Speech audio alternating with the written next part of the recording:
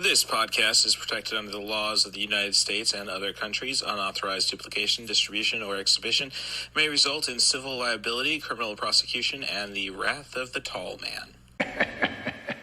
Boy! And thank you for checking out the podcast. My conversation with The Poetic Critic, that's The Poetic Critic on Letterboxd, involved her saying that, at least for her episodes, there needs to be a context warning ahead of time. And because we live in a world with the GOP and younger kids who do not understand satire, I think I can agree that maybe I should put them ahead of every episode. So let me just give you a heads up of what might trigger you. There will be some "is this racist" dueling. I will slip in a cancer joke about the MCU, which I think flew under the radar, but hey, you're ready for it now. There is an oral sex reference, and I have a censored F-bomb pretty much right at the start of the conversation. With all that said, let's get on to the show. Thanks for coming to 90 for Chill, the podcast. Little Hand says it's time to rock and roll. Bring the noise.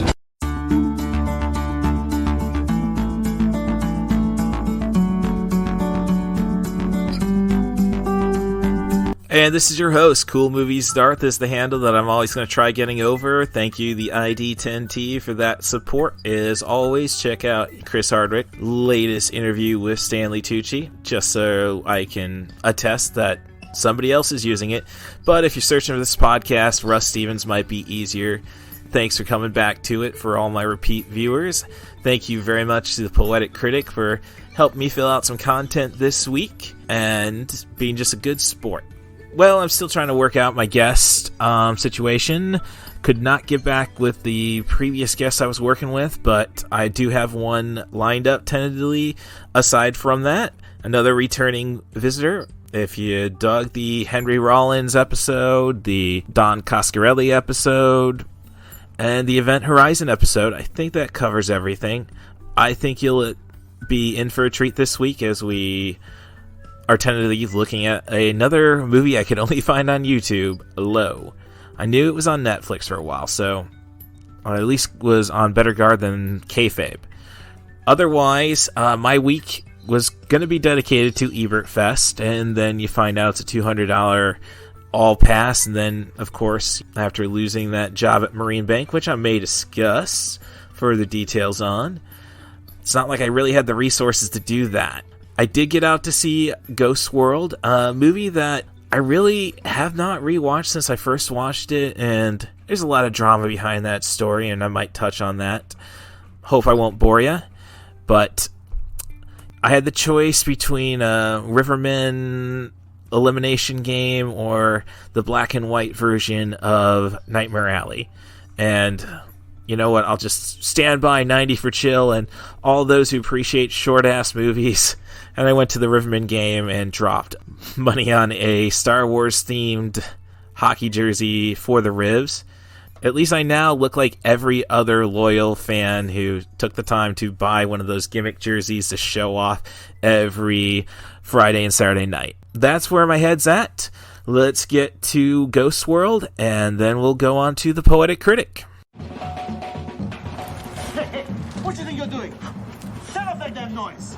Rock and roll, baby. Freedom of speech. That guy rules.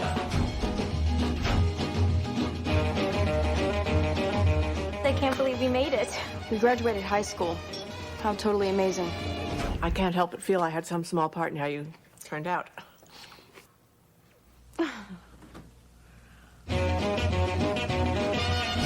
Sometimes I think I might be going crazy from sexual frustration. You just hate every single guy on the face of the earth. That's not true. I just hate all these extroverted, pseudo-bohemian losers. You guys up for some reggae tonight? Do you have any other old records besides these? Seymour does. Who does? Oh, him. He's the man with the records. What are we in slow motion here? Come on, what are you, hypnotized? Have some more kids, why don't you? Jaan pehchan ho, jeena aasan ho. I'm allowed to place one student from your graduating class for a full one-year scholarship, and I took the liberty of submitting your name. This could be a really great thing for you. Would I have to take classes and stuff? Well, I'm just not the kind of guy who has a type. Every guy has a type. What about her? Whoa. Would you go out with her? As long as she's breathing.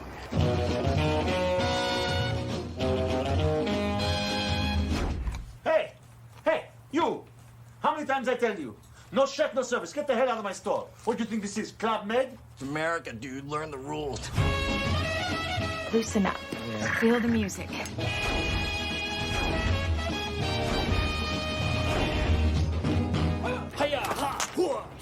Ghost World. The underground comic book comes to life. We have to get together this summer. Yeah, that'll definitely happen. Written by Daniel Klaus and Terry Zwigoff. Directed by Terry Zwigoff. Do you serve beer or any alcohol? After about 5 minutes of this movie, you're gonna wish you had 10 beers.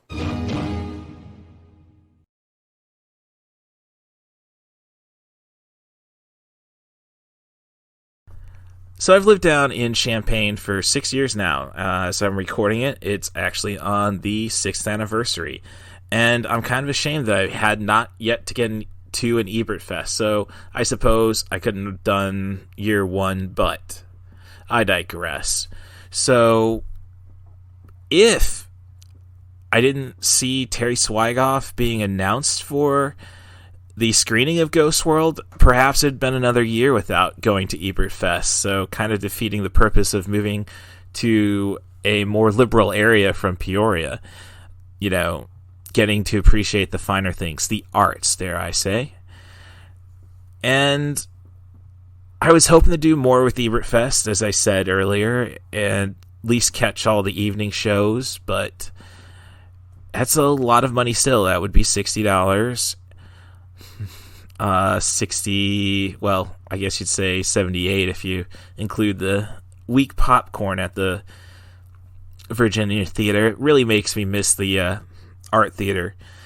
At least you know, the popcorn was okay, but at least you got to season it. I recommend the Old Bay seasoning. And you got booze there too. But, you know, hey, if we get Main Event of the Dead off the ground, make a little money, maybe we can get that theater up to date. So, wishful thinking, I digress. So, Ghost World is a movie that I've ended up buying 2 previous times, and as I said, never really watched. The first time, it was $2 on VHS at some sale for some fundraiser, ICC, so a garage sale, basically.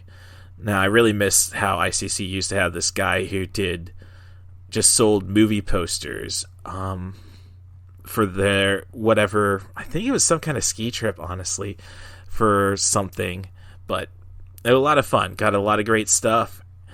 Only wish I knew how to treat my stuff better in my mid-20s, I suppose, but at least my dad's got the Slapshot and the Animal House posters out of it, so I didn't do everything wrong.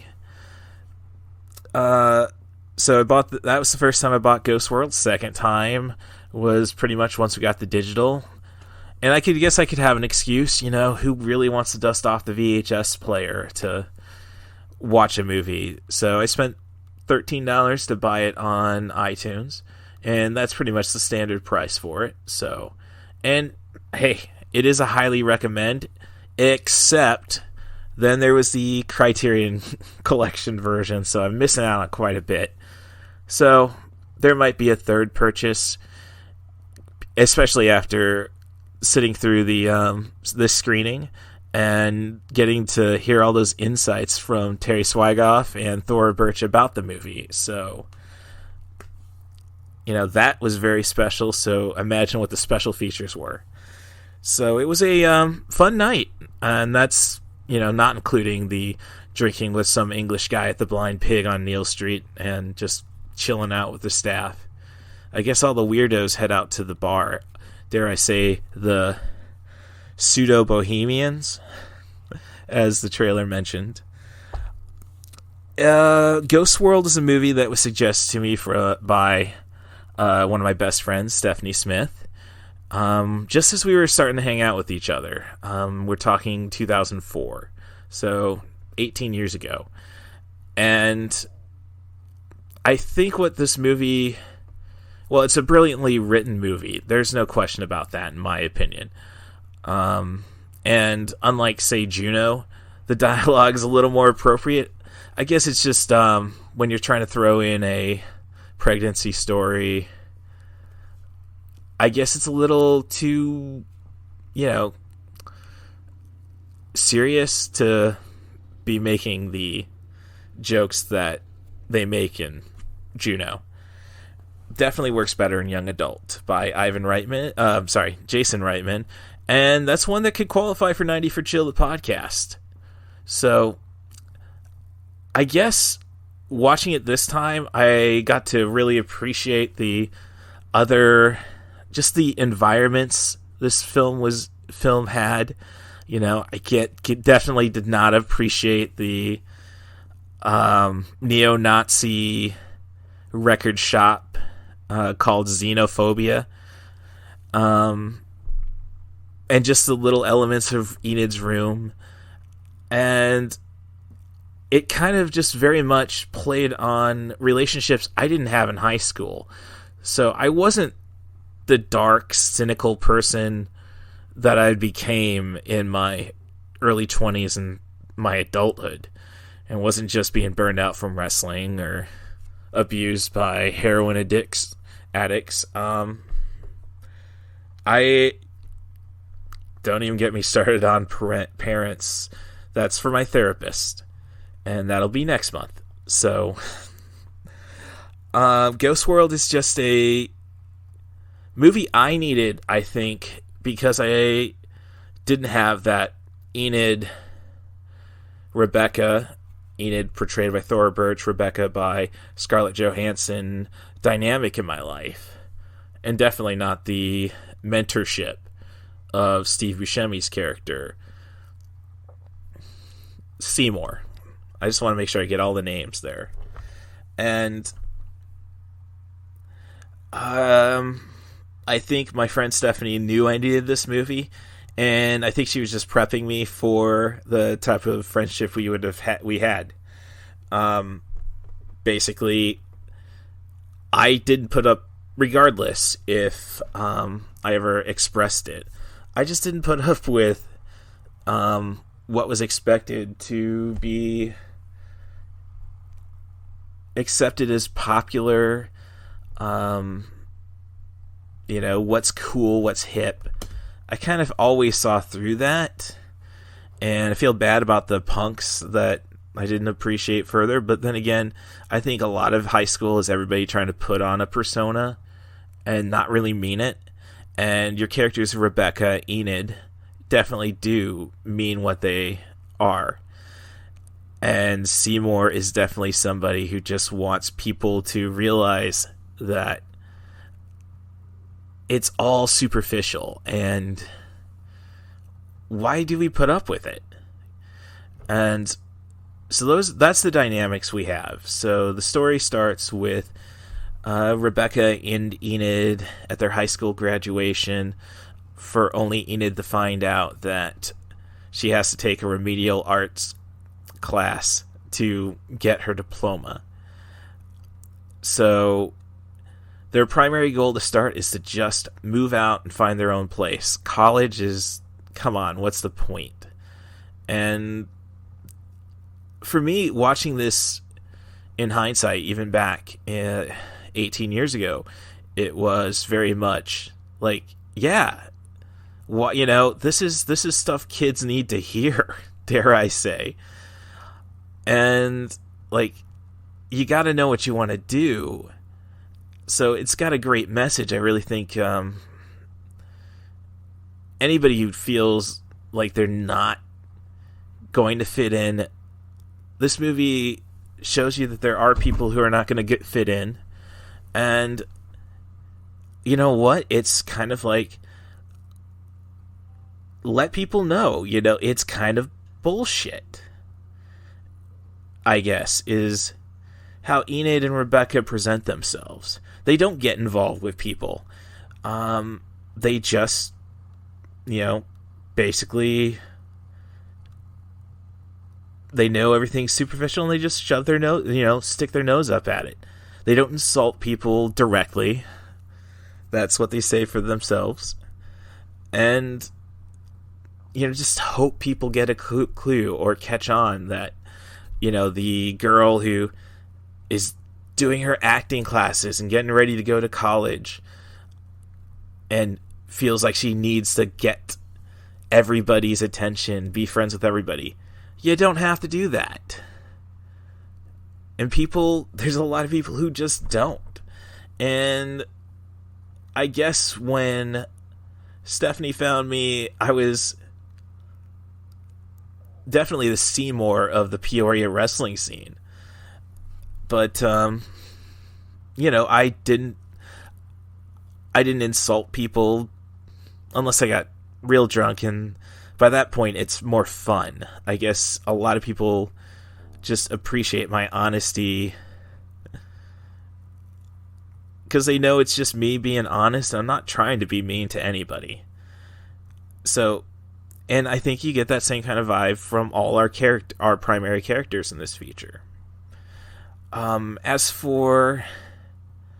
So I should get back into the plot. So Enid and Rebecca, just trying to cause chaos, they do something cruel. They go and answer a personal ad that Seymour placed in a newspaper, and basically set him up to just watch him toil, waiting for a date that's never going to come. And Enid's just fascinated by Seymour that, well, he's just going to roll with the punches and go on to the next thing. And, he's got his record collection, and he's got his fascination with the employer he works for, or at least trying to come to terms about that. Cook's Chicken, which is based off of the franchise Coon's Kitchen, which plays a part in people who actually want to understand Enid, like her art teacher. And that turns out to destroy everybody's lives, actually. Not just that Enid is so fascinated by Seymour that their relationship becomes definitely codependent, and the realization of that kind of ruined their friendship. But in the meantime, just a simple little art project, and Enid's life is ruined, and Seymour's life, it's just a very chain of dominoes.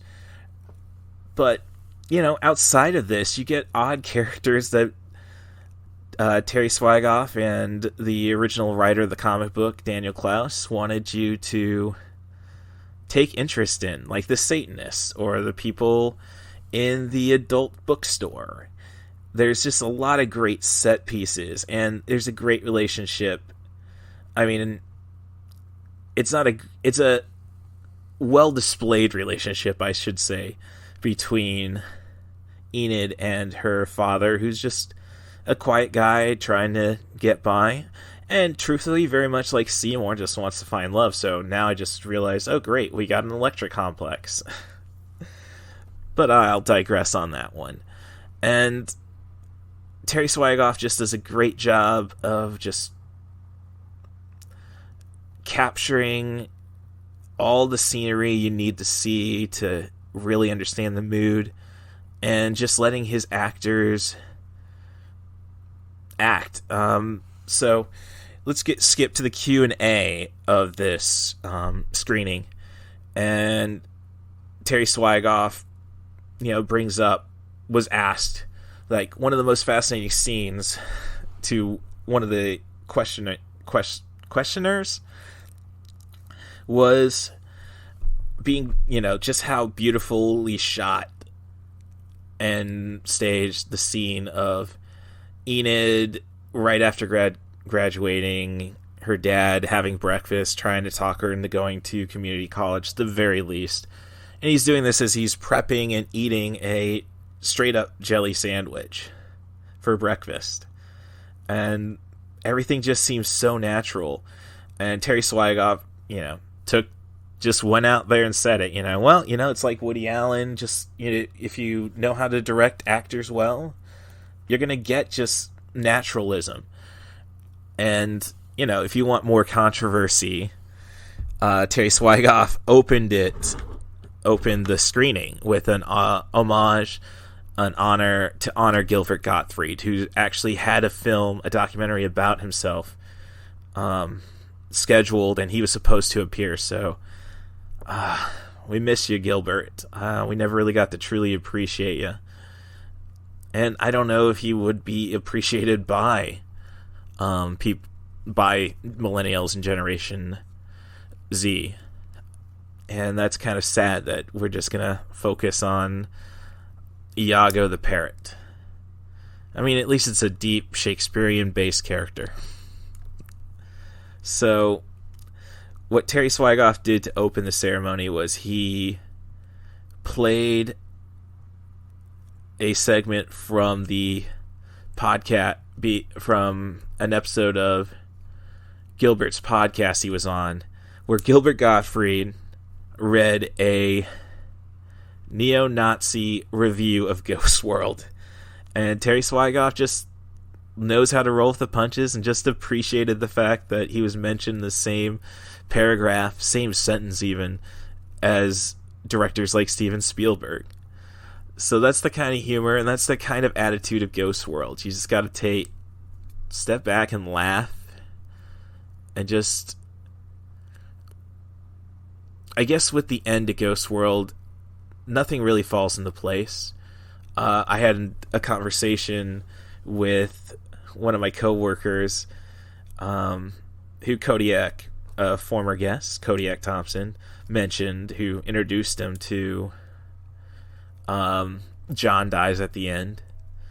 How he thought that the entire concept of Enid just getting on a bus that only an old man was waiting for because the line was officially stopped was an indication that everything was so bad she just committed suicide.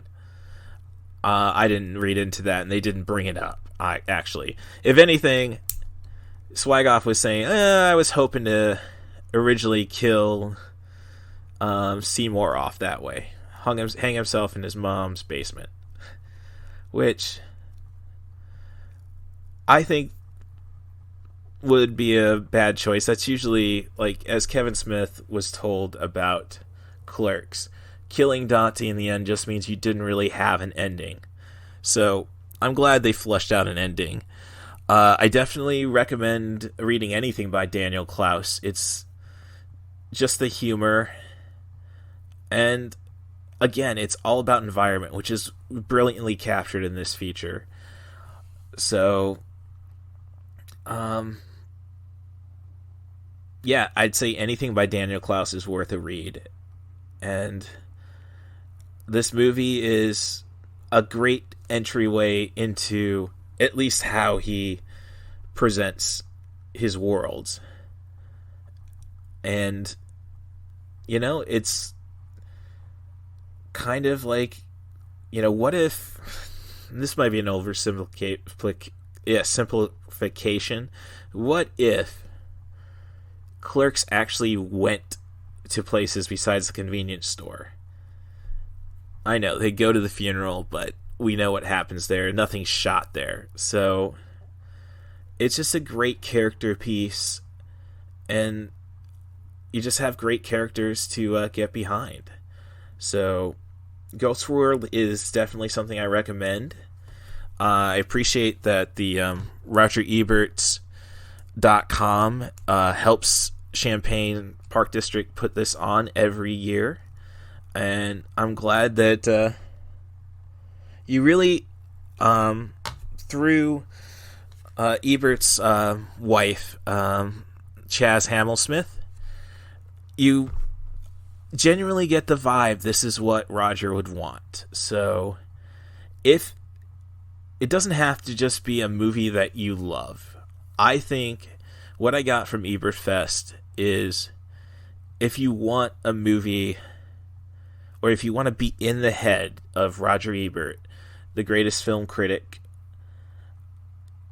you're going to find that at Ebertfest, and you're going to find, 1,000 people who think just like you. And for somebody who can feel lost in a crowd, I had a great time just being there for Ghost World, and I really wish I had the time and the resources to further pursue all the great films they had to offer. $200 is a pretty fair price.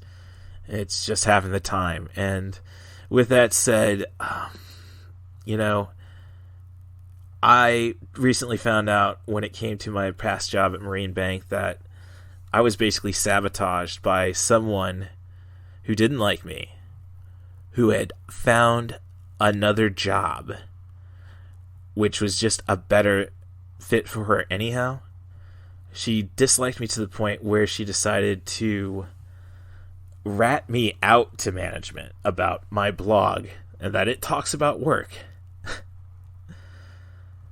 They didn't have any interest in that. They may have. I think management wanted me gone, but they did not need bullets for their gun. And I'm dealing with how do I approach that? Somebody who wanted to just destroy my life just because she felt insulted because I said that they, and maybe she just felt insulted I used gender neutral pronouns when I vaguely described this person who watched Telegraph videos at work and didn't care if anybody else heard them. So, yeah. I mean, I thought she was an insensitive bitch. I didn't realize how far it went that, to own a libtard, she would go. It was worth trying to ruin somebody's life over. So, but you know what? I'll take your suggestion on how I get back at her without ending her life, as in the figurative sense. And no, I'm not going to take suggestions on the literal sense. But, more importantly, though, this is an escape. This podcast is my therapy. I'm glad I got that all out there. But I'd rather focus a little more on movies. So if you have a movie you want to discuss, a director, a theme, an actor, send that to rustthebus07@gmail.com. That's RUSSTHEBUS07@gmail.com. As long as we focus on sub 100-minute material, I'd love to have that chat. And if you want to talk trash about the podcast, @CatBusterUs is my Twitter handle. And if you want to know what I'm watching all the time, letterbox.com/CMDarth. So, let's get to a better mood, a little more fun and casual, and talk with the Poetic Critic. Thanks again for coming. Truman! Vital signs are good. Lights. Cue the signs. Camera. Yeah! Hey, Truman! Sorry, can't stop! Truman. Say something. You're on television. You're live to the whole world. That's amazing! Jim Carrey is Truman Burbank. Wanna do it again? No! In the movie Newsweek called the #1 film to see this summer. It's the miracle! The Truman Show, rated PG. In theaters everywhere, Friday, June 5th. Well, I mean, you go back to Train Spotting with, what about the Untouchables? I don't read into that, despite the Academy Award. Well, that's smack all. It's a sympathy vote. And I guess with Roberto Benigni, when you look at everything he's done afterward, it is totally the concept of the sympathy award, because, as Sick Boy tells Renton, so your grand theory of life is you have it, then you lose it, and then you can't hack it anymore. Yes. So yeah, as I said, you're going on about how the Truman Show is getting recognized at Cannes 75, and yes, it's the movie they picked out to be on the poster for the event. Which I'm still saying, look, Dracula 3D was in competition. Rutger Hauer, man. Let's remember Rutger Hauer. That's a theme of 90 for Chill, the podcast. Remember Rutger Hauer. Blind Fury, Nighthawks. I'm sure someday we'll get around to Hobo with a Shotgun. So, other things I'm thinking about is I know that the summer movie season starts next week. Essentially. I mean, we're going to take, the week after, because the 1st of May is Sunday, and then it's, I just looked over the cast. I'll agree that early May is roughly the start. Now it's been that way at least since The Mummy. Yes. The Brendan Fraser version. Yes. Well, I mean, Doctor Strange, I don't know how you're not getting up for Doctor Strange. I know, I haven't seen the trailer, but I just saw the cast. We got Patrick Stewart. We got Bruce Campbell. I saw the first trailer, the one they ran during the Super Bowl. Yeah. But where's Jeff Goldblum? He's got his other movie. Did that trailer not have Jeff Goldblum? No. Love and Thunder didn't drop? Oh. There's absolutely nothing that confirms he's in the movie. Well, look, he showed up for What If. I'm sure he's going to be there. Provided he doesn't die of cancer. Look, he showed up for What If in part because he recorded a much bigger part for an episode that's not going to show up until season 2 because of COVID. Well, okay, that's what it is, but come on. You speak bad of Marvel. Who else is going to let Jeff Goldblum shut down a room to utter the words, release the phone? Now you know that's not going to happen in Jurassic World Dominion, though. I could write a scene up for that, but it's like going to a pitch meeting on Screen Rants. Oh, so we're going to have Jeff Goldblum in it. Yeah, people love Ian Malcolm. Yeah, he's going to tell how we should just let the dinosaurs die. Okay. And then we're going to go, what, we're not going to keep Ian Malcolm in the movie? And what about Isla Nubla? Oh gosh, the big holes they really point out in that one. Yeah. They didn't even bring up the entire murder, what is it, patricide, I believe it would be? I think so, yes. Yeah. And barely just mentioned the clone girl, which is kind of like what the movie did. Yeah. So yeah, very accurate. I hate it when Screen Rants gets it down. I probably shouldn't have been as harsh as I was over at Letterboxd, because I just gave it a 1 star. The whole thing just frustrated me to the point of being angry. It just that's what emphasizes so much of what I've come to hate about where movies have gone. Mainstream movie making. So that's what Jurassic World. You see, that's what Jurassic World did to me. Was yeah. Oh, this is total. No, and so I appreciate. There are people who like Fallen Kingdom more. Yes, I believe Ryan Marker 625. He's probably known more by his Twitter handle than the co-commissioner Screen Drafts. So I haven't really watched a lot. I don't get around to watching a lot of trailers, in all honesty. There's always. Well, I don't really watch new trailers anymore myself. Yeah. It's not that they're not easily available. Yeah. But I mean, back in the 90s and turn of the millennium, I loved watching trailers when E would have them on TV. They had that old coming attraction show. Well, stuff like that. Access TV, I still believe, has not as often as they used to, because I did keep up with that for a while. Okay. Of course, another problem is that because we've had so many COVID delays and stuff, we're getting a lot of the same trailers again and again, or they're having to scrape for indie or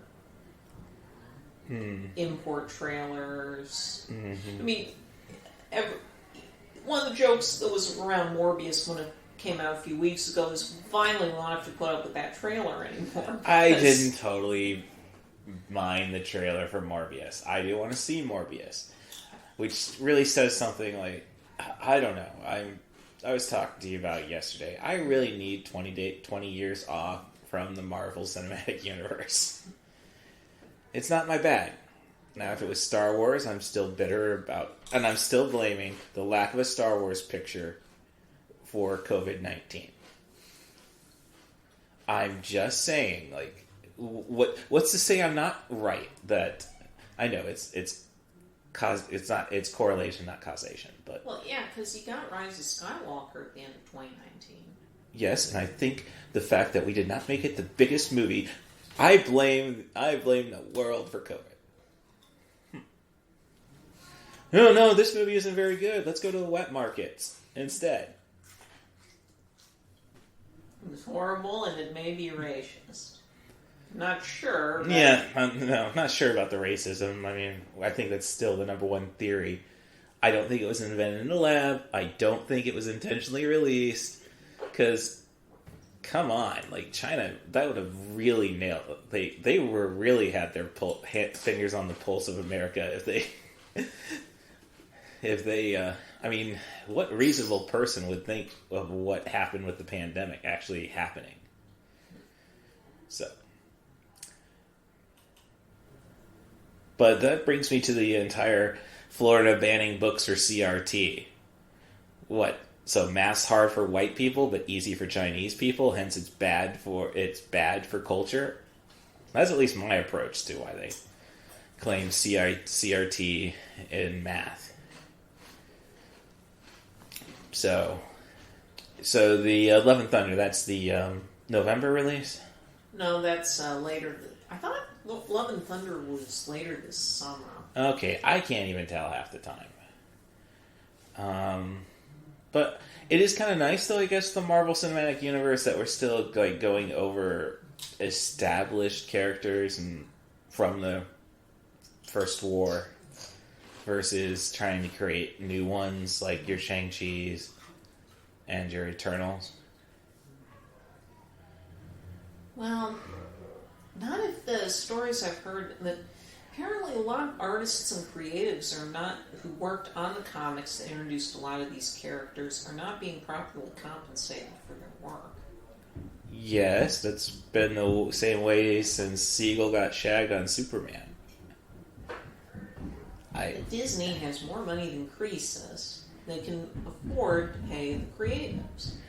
I'm not saying they can't afford to. I'm just saying that as somebody who was just at Ebertfest and was there for the Q&A for Ghost World with Terry Zwigoff, he was going on about how the track that the original record, one of the few prints of the song that Enid plays on repeat, Devil Take My Woman, sold for $99,000 on auction. Biggest sale of an original record, unless you count, the Wu-Tang and Martin Shkreli thing. And Terry Zwigoff said, that's more than what I made working on Ghost World. And granted, Ghost World didn't make any money until DVD, but you get where I'm coming from. I think as a creative, you definitely should not be thinking about the compensation, because it is not going to be there. And that's not a healthy way of looking at going into a creative industry. Well, not in the capitalist society, anyway.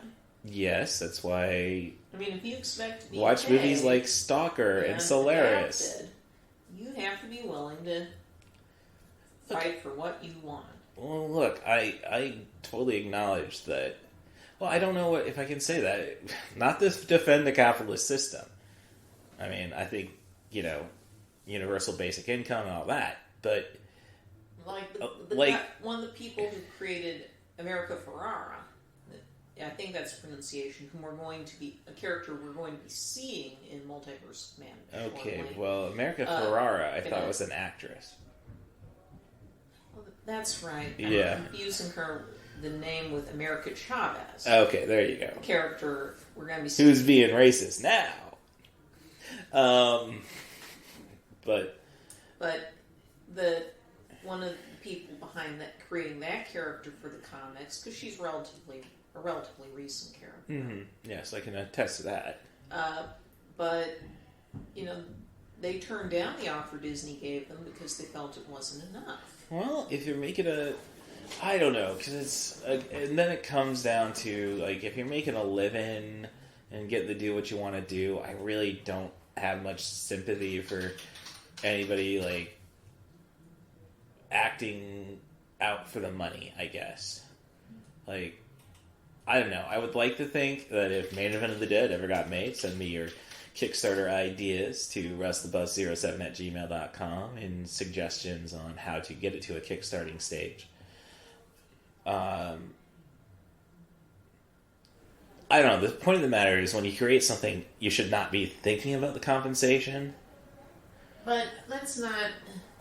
Like, well, look, I just want my movie made, is all I'm saying. I know that...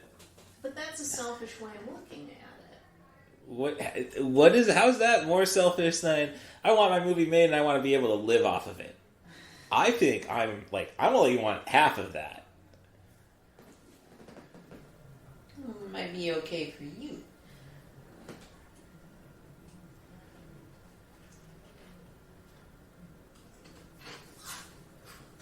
But looking at this Hollywood Reporter article, Joe Casey, to quote, Casey has not received payment for America Chavez outside of the page rates he got when working for Marvel as a writer when he and artist Nick Dragata introduced the character in 2011. Yeah, but I mean, it's like, that's why comic book writers write so much. Like, they sign these crappy deals. Now, if you want to get literary agents, get better literary agents out for them. Well, you can argue that with comic books do not sell as comic books the way they used to. No. And that you're not going to make a huge amount of money. But if you're doing these adaptations for other media that can be incredibly profitable, it's fair to state that the people counting the beans should be willing to divvy up those beans. That's just natural to begin with. Again, it's like, I can stand with you on, like, no, I don't want my character being there when I know they can make this much money. I could stand behind that idea, but I guess what I'm saying is, like, if Marvel owns it, if you sold it to Marvel, that's Marvel's thing. I mean, it goes back to South Park at the South Park Film Festival when Stan explains to Cartman why he's a sellout. This is after, like, no, this is all you get because of the merchandising. And like, Cartman, you're a sellout. If you try to make money in Hollywood, you're a sellout. So, I'll just have to agree to disagree. I'm with those who think there should be more effort made to compensate artists and writers. Look, well, and I agree that there should be, but I'm just saying, like, I understand the rules how they are, so don't, if anything, as an author, especially in a crowdsourced society now, you can go and find your way around that by, like, writing a graphic novel of your own, which people will buy on its own. And then it won't get made. Okay, all right. Then it won't get made into a movie because nobody's going to buy the rights to it. Oh no. I mean, like our poor little buggers who got screwed by Netflix. Yeah. And Hulu and Nickelodeon and Warner Brothers. I mean, Bone has been canceled by Netflix, and again, this was the third time they were trying to get that made, and that was probably the best opportunity to do an adaptation that would please the fans. I read the first volume of Bone. It's not my thing, but it is a pretty long work, fairly long work, so a series would have been a more appropriate way to handle it. But we also had Disney suddenly shutting down Blue Sky Studios while they were trying to finish up the Nimona adaptation. That one is still going to be finished over at Netflix because they were pretty close. The creatives were pretty close to wrapping it up anyway when it was suddenly canceled. But that's a rare success story, and it was almost a skin of their teeth thing. I would say that with Blue Sky Studios, sorry to sound cold, after rewatching Ice Age, just as like background imagery as I was working on a podcast, and realizing that this is just Land Before Time without the death. But I look at the effects, like, the characters are created well, but they were pretty lazy with the backgrounds. Gave me Food Fight vibes. I don't need that. So if I have to cut off Blue Sky Studios to avoid those flashbacks, man. Well, they got a lot further ahead later on. Oh, I'm not questioning that. I mean, they did some beautiful stuff in Horton Hears a Who, and especially the Peanuts movie. Yeah, I'll give you the Peanuts movie. But isn't Apple kind of going to be behind that? Apple now handles Peanuts material, but there were plans for Blue Sky to do a movie sequel to the Peanuts movie, and that's. Well, that was going to get shot down just because Disney owns Blue Sky. Possibly, I don't know. Well, I'm just saying that you can't trust anybody who has a Plus except Paramount because they don't have enough money to fund their Plus yet. As we all know about Yellowstone's first 3 seasons being on Peacock still. What other stuff is Paramount like? Oh, and anything old Star Trek, which gosh, again, we further hate the Gen Z and millennials, don't we? How can you get away with? Oh, if you like Star Trek, you're gonna like Star Trek. No. The thing about racism, I was I didn't really take the time to realize that Sulu drove the ship. They let the Asian guy drive.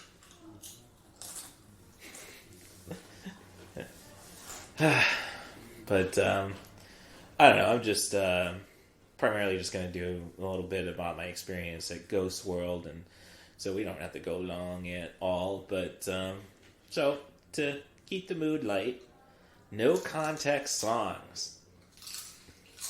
So, I got double as followers as Rory, but I don't follow Twitter like she does. She has fun with Twitter. I admire that of her. Well, the current trending kerfluffle on Twitter, for those unaware this weekend, for those who are not paying attention to the Johnny Depp Amber Heard wars currently going on Twitter, which are very sad, but there had apparently been some complaints over on TikTok involving taking the Steve Martin number King Tut, in particular the performance he did of it on Saturday Night Live, out of context and not really understanding or being offended by that goofy little number. Yeah, it doesn't sound like offense is what's taken. It's just like, gosh, what a bunch of grandpas. And there's been some joking. What other songs or comedy acts are going to be taken out of context next, or misunderstood by the TikTok generation? Profile here, because I like to cite my sources. But Andrew Otis Weiss, or at that Weiss guy, started a thread of other songs that should they're going to get context-free hot takes. Although I like Alexandra Daddario's comment. I don't think TikTok is hilarious, but don't get King Tut. Okay. Jeez. Yeah. See, the only TikTok I really like, I had TikTok downloaded, but that was more or less just to piss off Donald Trump. I will say, former guest of the show, Andrew T.D., I believe it's at the Class Squatch, has some good stuff on his feed. But yeah, otherwise, lazy people just throw it on the Snapchat anyhow, and that's where I get it. Look, I'm looking for the girls who are making me consider getting into these massage industry, not stupid videos I wouldn't watch. So, yeah, I mean, the best thing I could have to offer tweet-wise was to tell me don't you eat the yellow snow is taking away my freedoms. My contribution to the thread was, the cow goes moo, but is that really the way it goes? Yeah. And that just brings me back to the guy playing a robot chicken sketch, the guy doing the spin. The cow says moo. Your mom goes because I got my dick in her mouth. Russ, we're going to have to talk in the future about content warnings on this show. Hey, look. I am censoring my F-bomb from the sick boy conversation. I think... But no, I do appreciate you bringing that up because I think everything needs a context warning. Yeah. I think that's just how we should live. Political correctness is not a problem. It's people who think political correctness is a problem just because they're too lazy to say, okay. But that brings me back to watching Peacemaker last night. Look, Chris, if you're going to be sarcastic, you need to give us a warning. Like this. I'm not worried about John's extra weight at all. I'm being sarcastic. I don't care if he dies young. So, are we still excited for Love and Thunder, or are you really putting your chips down on Goldblum? I'm putting my chips down on Goldblum. It's Taika. This is a deal breaker for me. It's Taika Waititi. I don't have that. I'm not familiar enough with his back catalog to care that much. I know I should be catching up on some of it. Yeah, I do need to get... Only the film of What We Do in the Shadows. Yes. But I don't... It is on my Apple account, so boot up the Fire Stick. And no, I do need to watch... I'm surprised you haven't gotten into what is the pirate show? Our Flag Means Death. Death. I mean, it's got, that one Kiwi comic. He used to be on At Midnight a lot. Rory or something. Did a great job selling me on it. Oh, Darcy.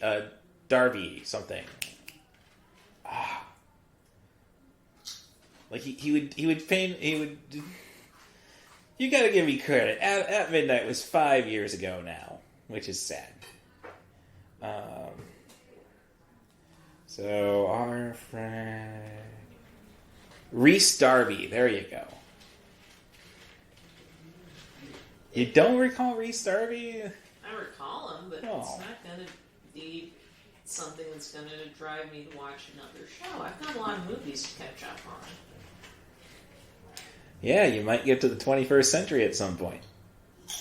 Oh no. Yeah, I'm recording on the device that doesn't have the rim shot. But, as for Ebertfest, I mean, if only I could have taken the 3 days off, the 3 days off to truly get into it, I could tell you a little more. I know that... I don't know if they're going to let Thora Birch actually keep her golden thumb they presented her.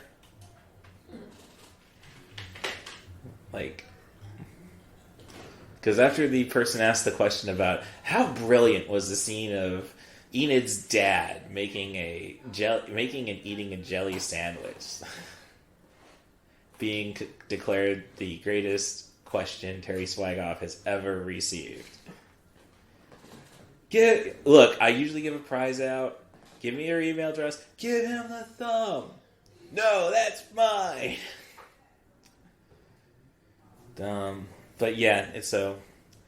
Otherwise, that night ended up with just getting drunk with some English guy trying not to mimic his accent, while still dropping my eccentricity of using a lot of British terms. Bollocks, measuring cats and stones. So, otherwise, any other thoughts on cinema at this time? Not right now. Any film suggestions? I don't think I've got anything that's both short enough and I like. Well, yes, but I think, and I hate to give Pete Davidson... Both of those two things. I hate to give Pete Davidson all the credit in the world, but after the short-ass movie song, I think the movement is strong, so we can, we're not I'm not saying give us Amadeus 2, which is still fun to see Allie freak out when. Why does this VHS box look like a book? But yeah, I don't know. 100 the Chill just does not have the same chime to it, I think. No, it doesn't. Yeah. So, you can't do, like, I don't know, now I'm thinking about how the name came up, which is basically, we can't do 90 and chill, because that would probably be a non-Atarian sex thing. So I was stuck on 4, and then it's kind of like, well, now it's kind of like 94. Now it's like, am I placating to 94-year-old sex things?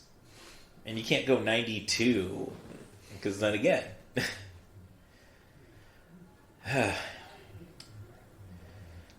The point is, rate, subscribe on iTunes, Spotify, and wherever you get your podcasts, 5-star reviews, preferably. If you want to talk trash, go to @CatBusRuss. It'd be nice to get treated like crap over movies instead of, just telling gun nuts where to shove their guns. Basically where David Bowie would shove a gun. Rory does not appreciate the man who fell to earth joke. No. Thought you thought it was funny when it happened. Or at least you were joking about it when you're describing that. But if you want to keep up to date on the smartest mind in cinema in Central Illinois, the Letterboxd account is The Poetic Critic. That's The Poetic Critic, all one word, no underscores, what have you. And thanks again for coming to the show. No problem. And thanks, Stacia Harden, for keeping me rolling. If anything, you should be using your otherworldly powers to make this a success, because this is your legacy. So, until next week. Can I hear a wahoo?